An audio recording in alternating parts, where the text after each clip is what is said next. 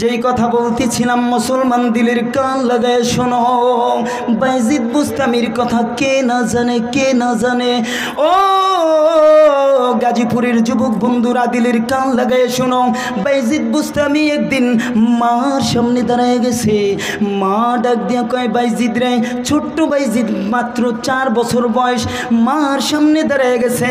মার সামনে যখন দাঁড়ায় গেছে, বাইজিদের মা বাইজিদকে ডাক দিয়ে কয়, বাইজিদ রে,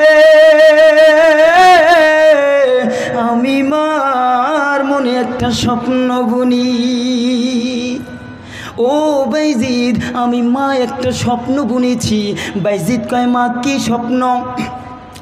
ও বাইজিদ শোনো না, ও বাইজিদ শোনো না, আমি মা তোমারে পড়ালেখা করাইতে চাই। কি করাইতে চাই? আরো জোরে বলেন, আরো জোরে বলেন। মা ডাক দিয়া কয়, বাইজিদ শোনো শোনো, আমি মা তোমারে পড়ালেখা করাইতে চাই, আলেম বানাইতে চাই, আলেম বানাইতে চাই। বাইজিদ কয়, মা শোনো, আমি এমন একটা তোমার সন্তান, দুনিয়ার সব মানতে পারি, দুনিয়ার সব মানতে পারি মা, কিন্তু তোমার কথা মানব, আমি তোমার কথার বাইরে যাব না। বাইজিদের মা এবার বাইজিদকে নিয়ে মাদ্রাসায় রওনা করলেন। মাদ্রাসার বারান্দায় যাইয়া দাঁড়ায়া দাঁড়ায়া পর্দার আড়ালে মাদ্রাসার ওস্তাদের ডাক দিছে, হুজুর রে, আমি আমার সন্তান, এতিম সন্তানটাকে নিয়ে আসছি। হুজুর, আমার এই সন্তানটাকে আপনার মাদ্রাসায় রাইখা যাইতে চাই। হুজুর কয়, ঠিক আছে, রেখে যান। এবার বাইজিদের মা ডাক দিয়া কয়, হুজুর আমার একটা শর্ত আছে। এবার বলে, কি শর্ত? বাইজিদের মা ডাক দিয়া কয়, হুজুর আমার সন্তানটা আপনার কাছে রাইখা যাইতে পারি, কোনো দিন তারে আলেম না হওয়া পর্যন্ত আমাকে ওকে বাড়ি যাইতে দিবেন না। বাইজিদের মা কয়, হুজুর আমার এই সন্তানটাকে কখনো ছুটি দিবেন না, যতক্ষণ পর্যন্ত ও আলেম না হবে ততক্ষণ পর্যন্ত তাকে ছুটি দিবেন না, বাড়ি যাইতে দিবেন না। বলেন না আল্লাহু আকবার। বন্ধু এবার বাইজিদকে রাইখা চলে আসছে। বাইজিদ 1 মাস যায়, 2 মাস যায়, 3 মাস যায়, চলে যায়। ও বন্ধু, বাইজিদ মাদ্রাসার বারান্দায় দাঁড়ায়া দাঁড়াইয়া সব ছাত্র যখন বিকালবেলা ঘোরাফেরা করে, সবার বাবা আসে, মা আসে, বাইজিদ তাকায়া তাকায়া বারান্দার ভিতরে তাকায়া তাকায়া দেখে সবার মা আসে, বাবা আসে, কিন্তু বাইজিদের মাও আসে না, বাবাও আসে না। ও বন্ধু, বাইজিদ একা একা একা একা একা একা কান্না করে, জানলার দরজার জানলার শিক ধরে ধরে কান্না করে, কিন্তু ওই যে হুজুর তো তাকে ছুটি দিবে না, এই জন্য কিছু বলতেও পারে না। এক পর্যায়ে বাইজিদ হুজুরের কাছে যাইয়া বলে, হুজুর রে, আমারে একটু ছুটি দেন, কারণ আমি আমার মায়ের কতদিন দেখি না। হুজুর আমি শুধু একবার যাব, যাওয়ার পরে আমার মাকে একটা চুমা দিব, চুমা দিব, মা আমাকে একটা চুমা দিবি, তারপরে চলে আসব। বাইজিদ এই কথা বলার পরে হুজুরের কাছে শর্ত লাগাইয়া দিছে, বাইজিদকে ছুটি দেওয়া যাবে না। হুজুর চিন্তা করতেছে, আমি যদি তাকে এই মুহূর্তে বলি না ছুটি দেওয়া যাবে না, বাইজিদের মন ভেঙে যাবে, বাইজিদের মন ভেঙে যাবে। হুজুর টেকনিক খাড়ায় বলতেছে, ও বাইজিদ, আমি তোমাকে ছুটি দিতে পারি, একটা শর্ত আছে। কি শর্ত? বাইজিদ ডেকে বলে, হুজুর আপনার শর্তটা বলেন না। হুজুর ডেক দিয়া কয়, বাইজিদ তুমি আজকের পড়াটা যদি ঠিক মতো দিতে পারো তাইলে আমি তোমাকে ছুটি দিব। বাইজিদ কয়, হুজুর আপনি আমাকে পড়া দেন, আমি ঠিকই পড়া দিব। এবার হুজুর কি করছে বন্ধু, এবার হুজুর প্রত্যেক দিন পড়া দিত 2 থেকে 3 পৃষ্ঠা। এবার হুজুর চিন্তা করছে একত্রে 30 পৃষ্ঠা পড়া দিছে, কারণ এই 30 পৃষ্ঠা পড়া কোনোদিনও সম্ভব নয়, আমার কথাও থাকবে, ওর মায়ের কথাও থাকবে, বাইজিদ ছুটি নিয়ে বাড়ি যাইতে পারবে না, এই জন্য হুজুর 30 পৃষ্ঠা পড়া দিলেন। বন্ধু যখন এই কথা বললাম, পড়া দিয়া দিছে বন্ধু, এবার পৃষ্ঠা উল্টাইতেছে, দেখে খালি দাগানো, পৃষ্ঠা উল্টায় দেখে দাগানো, পৃষ্ঠা উল্টায় দেখে দাগানো। এবার বাইজিদ চিন্তা করে, হুজুর এইভাবে তামাশাটা আমার সাথে না করলেই পারতো, হুজুর তো বলতেই পারতো তোমাকে বাড়ি যাইতে দিব না বললেই পারতো। এরকমের তামাশা করার কি দরকার ছিল? এ বন্ধু, এই কথা বলতে বলতে বলতে বলতে এক পর্যায়ে মনে হয়ে গেছে তার মা বলতো, ও ভাইজি, যা কেউ পারে না তা পারে আমার আল্লাহ। এই কথা যখন স্মরণ হয়ে গেছে, বাইজিদ দৌড় দিয়া দিছে। ও বন্ধু, দৌড় দিয়া উজু বানাইছে, উজু বানাইয়া 2 রাকাত নামাজ পড়া মালিক রে ডাক দিছে, মালিক রে, যা কেউ পারে না তা পারো তুমি। ও মালিক, ও মালিক, ও মালিক, আমার দিলের মধ্যে তুমি আমার পড়া মুখস্থ করে দাও। বলতে দেরি, মুহূর্তের মধ্যে পড়া মুখস্থ হয়ে গেছে। বলেন না আল্লাহু আকবার। বন্ধু, মুখস্থ হওয়ার পরে হুজুরের কাছে চলে আসছে, হুজুর রে, পড়া নেন, সবক নেন। হুজুর কয়, বাইজিদ কি বলতেছ, পড়া হয়েছে? কয় হয় হয়েছে। কয় তুমি জানো আমি আজকে কয় পৃষ্ঠা পড়া দিছি? বাইজিদ কয়, হুজুর আমি জানি। বলেন আল্লাহু আকবার। কয় পড়া শুরু করো। বাইজিদ পড়া শুরু করছে। করতে 30টা পৃষ্ঠা একটা নক্তাও ভুল হয় না। বাইজিদ রে হুজুরের জড়ায় দইরা চুমা দিয়া কয়, ও বাইজিদ, তোমার মার দোয়া সরাসরি আল্লাহ কবুল করে ফেলছে। ও বাইজিদ, আমি আর তোমার আটকায় রাখবো না, যাও যাও যাও যাও যাও, তোমার মার সাথে দেখা করে আসো। বাইজিদ খুশি হইয়া গেছে। খুশি হইয়া এবার হাঁটতাছে আর মনের মধ্যে কল্পনা করতেছে, হায় রে, কতদিন মায়ের দেখি না, আমি আমার মার কাছে যাব, মা আমাকে জড়িয়ে ধরে চুমা দিবে, আমি মাকে চুমা দিব। এই চিন্তা করে করে হাঁটতে হাঁটতে বাড়ির দরজার সামনে যায় ডাক দিছে, মা আমি বাইজিদ আসছি, দরজা খোলো।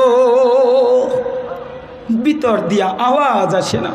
ও মা, আমি বাইজিদ, দরজাটা খুলো না, কতদিন তোমারে দেখি না। ভিতর দিয়া আওয়াজ আসে না। ও মা, আমি তোমার বাইজিদ, দরজাটা খুলে দাও, আমি তোমাকে দেখতে এসেছি। হ্যাঁ মা, শুনে শুনে মা জবাব দেয়, ও বাইজিদ, আমার কোনো বাইজিদ, আমার সন্তানকে তো আমি মাদ্রাসায় রেখে এসেছি, আমার সন্তান আলেম না হওয়া পর্যন্ত আমার বাড়ি আসতে পারে না। তুমি আমার বাইজিদ না, তুমি আমার বাইজিদ না। এই কথা যখন বলতে আরম্ভ করলেন, বাইজিদ 1000 বার বলে, মা একবার দেখা দেও না, আমি তোমাকে একবার দেখেই চলে যাব। হ্যাঁ যুবক, ও পর্দার আড়ালের মা, শুনো না, তুমিও মা, বাইজিদের মাও মা। ও গাজীপুরের পর্দার আড়ালের আমার মায়েরা, দিলের কান লাগায় শুনো না, পৃথিবীতে মানুষ বানাইতে হলে বাবা কোনোদিন সন্তানকে মানুষ বানাতে পারে না। মানুষ যদি বানাতে হয়, একটা মা হলো মানুষ বানানোর কারিগর। আবারও বলছি, মা, দিলের কান লাগায় শোনো, বাইজিদের মাও মা, আবু হুরায়রার মাও মা, তুমিও মা। একটু তোমার দিলের মধ্যে একটু অনুভূতি নেও না যে আমার সন্তানটাকে আমি একটা হাফেজের মা বানাবো। এই গাজীপুরের চৌরাস্তার আশেপাশে হাজারো মাদ্রাসা আছে।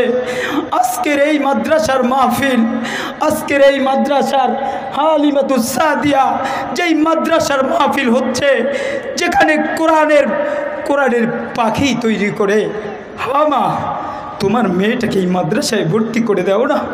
ও মা, যেই কথা বলতেছিলাম, মা, বাইজিদের মা যখন দরজা খুললেন না, পাগলের মতন বাইজিৎ কান্না করে করে বাইজিৎ চলে আসলেন।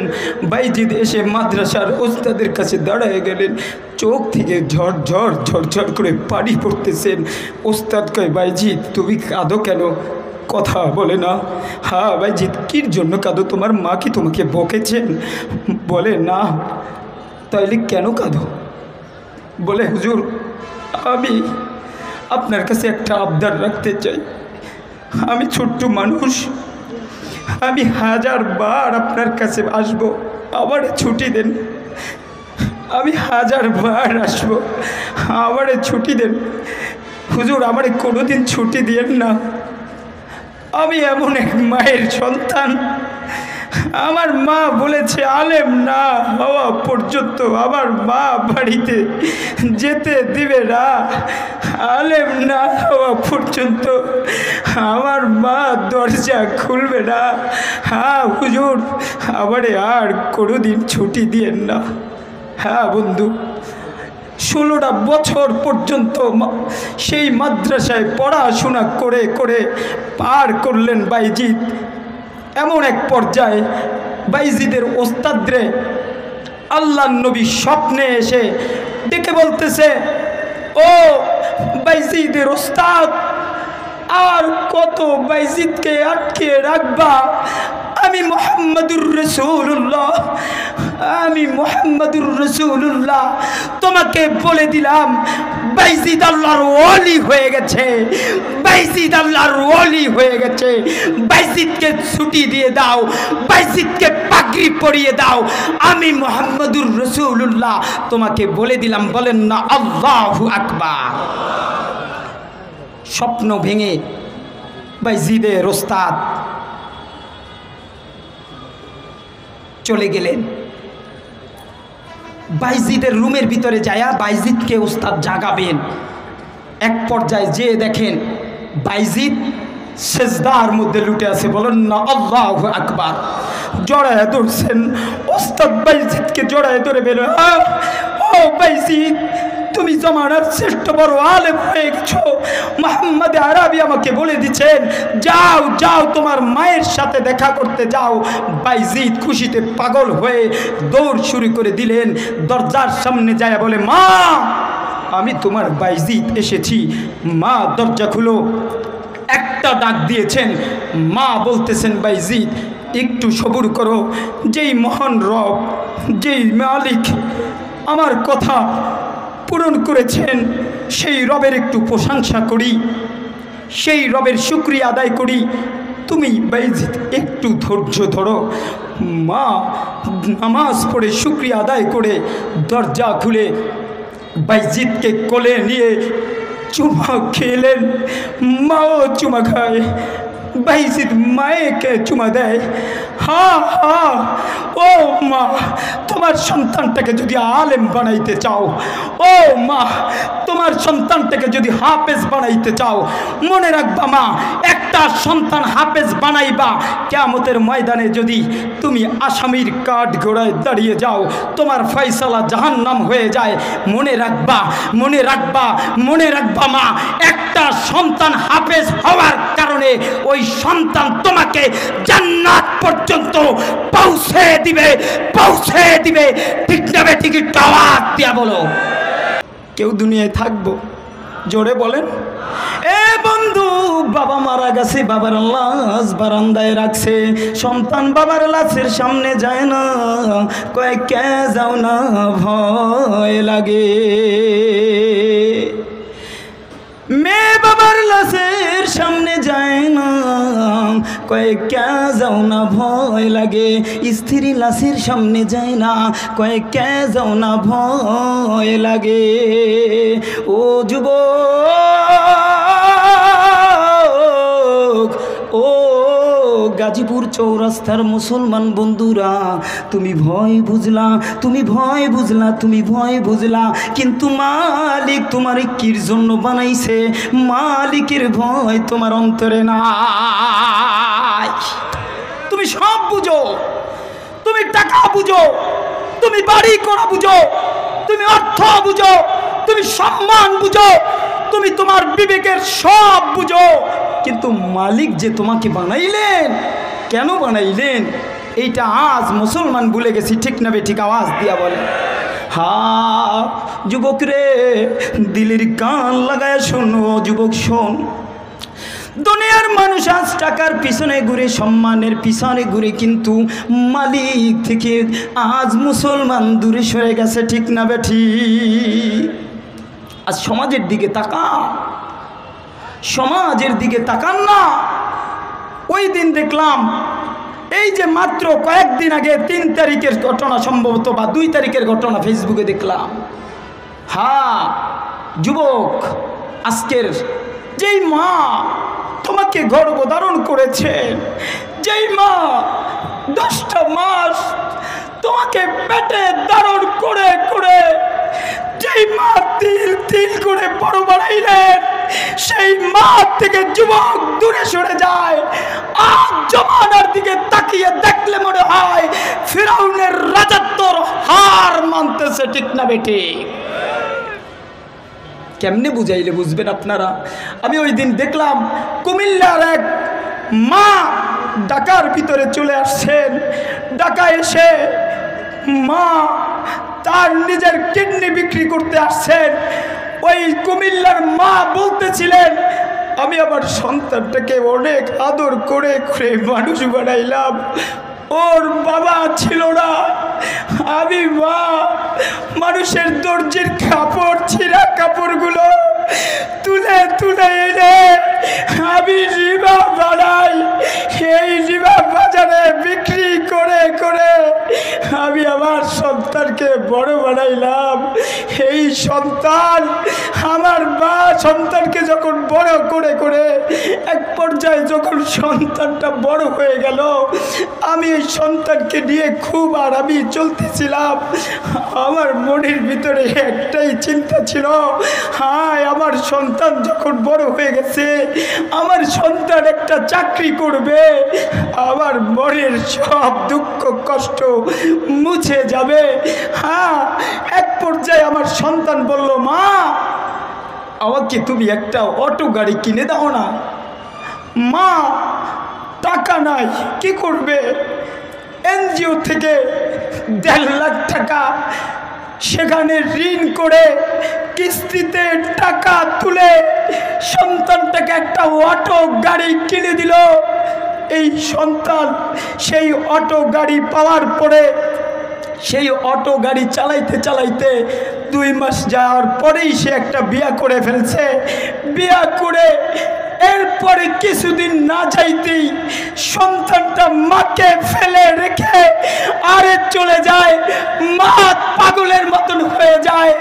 মা একা একা কান্না করে আর বলে, হায় রে, আমি কেমনে থাকবো যেই সন্তানটাকে আমি তিল তিল করে বড় বানাইছি। ওই যুবক যখন চলে যায়, এদিকে মায়ের কাছে পাহাড় স্বরূপ 1.5 লাখ টাকা। হ্যাঁ যুবক, ও মুসলমান, তোমাদের কানের মধ্যে কথাগুলো এই জন্য ঢুকাও, তোমার দিলের মধ্যে কথাগুলো এই জন্য ঢুকাও। জাতির জানার জন্য দরকার আছে, জাতির বোঝার জন্য দরকার আছে সমাজের অধপতন কেমন হয়েছে। মা বলতেছে, আমি কি করব, কারণ ঋণটা তো আমি মা নিয়েছি। ও গাড়ি নিয়ে চলে গেছে। কখন এনজিও থেকে বাসায় এসে মার উপরে চাপ প্রয়োগ করতেছে। মা চিন্তা করলেন, হায় কি করব, দিশা ফিসা না পেয়ে এবার মা তার কিডনি বিক্রির জন্য ঢাকা এসে বলছে, হায় রে, কে আছো, কে আছো, আমাকে সাহায্য করবে, আমি আমার কিডনি বিক্রি করে দিও এই ঋণ পরিশোধ করতে চাই। আমি আপনাদের কাছে জানতে চাই, এমন যুবক, এমন সন্তান এই সমাজের মধ্যে আমরা দেখতে চাই না, চাই না, চাই না। ঠিক না বেঠে? কি করবা, কি লাভ, কি লাভ, কি লাভ? ও যুবক, ও গাজীপুরের যুবক বন্ধুরা, শোনো না, কি লাভ হবে তোমার এই জিন্দেগিটা? হায় রে, কি লাভ হবে? হায়, একটু মনের দিলের কান লাগায় শোন না। আরে এমন এক মা, যেই মা তুই যখন গর্ভের ভিতরে ছিলি, তোর মা কোনোদিনও ভালো খাবার খাইতে পারে না। ও যুবক, জানোস নি শীতের রাত্রে তুই পেটের ভিতরে, কিন্তু তুই যখন পেটের ভিতরে নাড়া দিয়ে দিছস, জনম দুঃখী মা পাগলের মতন ডান কাঁধে মোড় গুড়ায়, তুই যখন বাম পাশে লাথি মারিস, জনম দুঃখী মা পাগলের মতন বাম পাশে ঘুরে দাঁড়ায়, মা তো অস্থির হয়ে যায়। মা কি করবেন, মা একবার জমিনে ঘুরে লুটে পড়ে যায়। আরে যুবক, তুই কি জানিস না হাজারো কষ্ট তোর চাপা বুকে রেখে রেখে তোকে মানুষ করেছে। সেই মাকে ভুলে, সেই মাকে ভুলে, সেই বাবাকে ভুলে কোন দিকে যাচ্ছিস? যুবক, তোর দুইটা পা ধরে বলছি, তোর দুইটা পা গায়ে দে। আমি তোর পা ধরে বলতে চাই, আরে তোর মাকে খুশি রাখ, তোর জীবনের জিন্দিগিটা পরিবর্তন হয়ে যাবে। মার দিকে একটু তাকায়া তাকায়া হাসি দিয়া মাকে একটা চুমু দিয়া বলিস, মা আমি না তোমাকে ভালোবাসি। ও মা, আমি তোমাকে কিছু দিতে পারি নাই। ও মা, আমি তোমাকে দেওয়ার মতন কিছু নাই, কিন্তু মা আমি তোমাকে একটা চুমা দিলাম। দেখবি তোর মা কলিজায় জড়িয়ে ধরবে, দেখবি তোর মা তোকে টেনে নিয়ে মা জড়িয়ে ধরে বলবে, হায় খোকা, তোর কিছু দেওয়া লাগবে না, তুই আমার সন্তান, তুই ভালো থাক। আমি মা তোকে মহান বড়ে দোয়া করে দিলাম।